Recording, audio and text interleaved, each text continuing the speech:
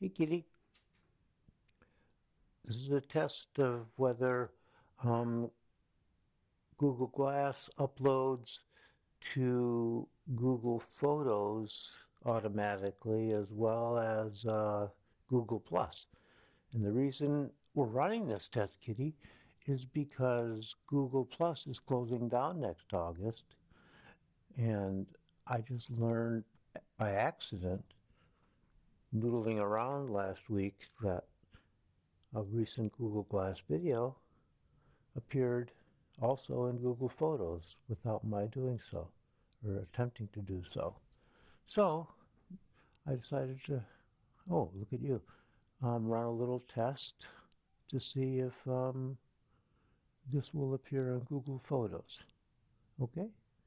And if it does, then we're set for next year's closure of Google Plus.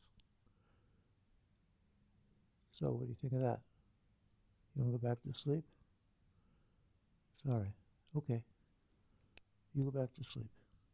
Good night.